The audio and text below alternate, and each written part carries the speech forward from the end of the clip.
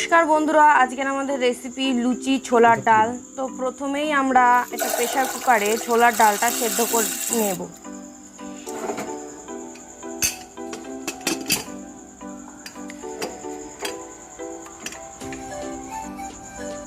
তো এরপরে আমরা লুচির জন্য আটাটা মেখে নেব। তো আটার মধ্যে একে একে চিনি, লবণ, কালো জিরে ও সাদা তেল দিয়ে ভালোভাবে আটাটা ময়াম দিয়ে নেব।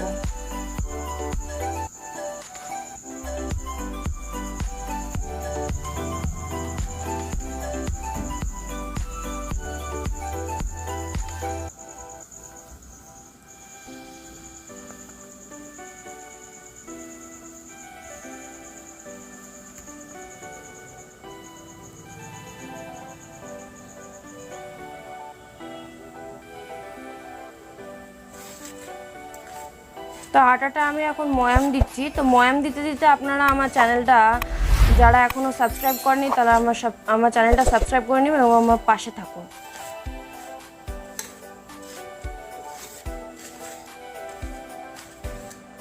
এরপরে আমরা আটার মধ্যে কিছুটা পরিমাণ জল দেব। অল্প অল্পভাবে জল দিয়ে মাখবো। বেশি করে জল একেবারে দিয়ে দিলে আটাটা মাখা নরম হয়ে যাবে।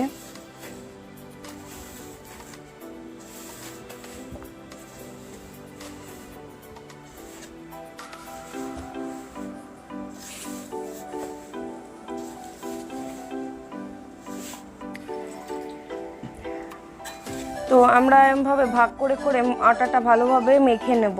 আটাটা কিন্তু খুব সুন্দর করে মাখতে হবে। আটাটা ভালোভাবে না মাখলে কিন্তু লুচি ঠিকমতো ফুলবে না।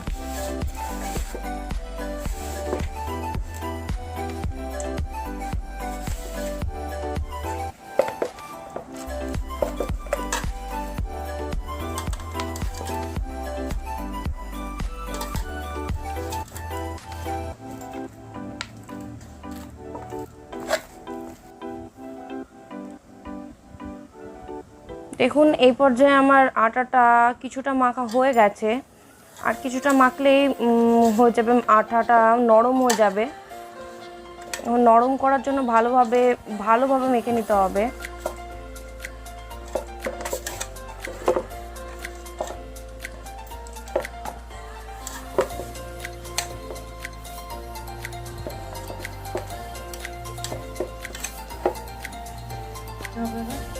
দেখুন, আমি আটাটা নরমভাবে মেখে নিয়েছি। এবার আমি কিছুটা সাদা তেল মাখিয়ে আধা ঘন্টার জন্য আটাটাকে রেস্টে রেখে দেবো। এরপর আমি গোল গোল করে নেব লুচির জন্য ময়দাগুলোকে। তারপর আমরা সেগুলো বেলে নেব।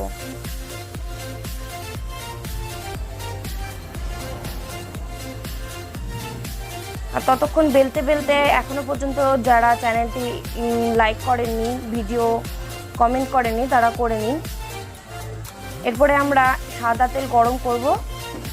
তেল আমার গরম হয়ে গেছে। এবার আমি একটা একটা করে লুচি ছেড়ে দেবো এবং ভেজে নেব।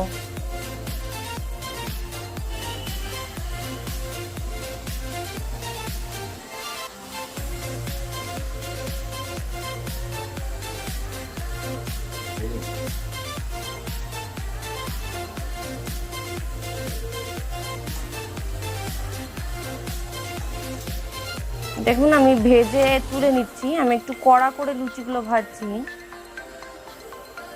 দেখুন, আমার লুচিগুলো কিন্তু খুব ভালোভাবে গোল গোল হয়ে ফুলেছে।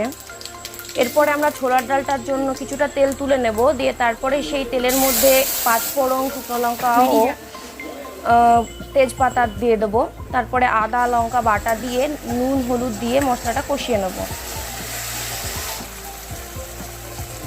এরপর একটু শুকনো লঙ্কা দিয়ে তারপরে ছোলার ডালটা যেটা সেদ্ধ করে রাখা ছিল সেটা দিয়ে দেব।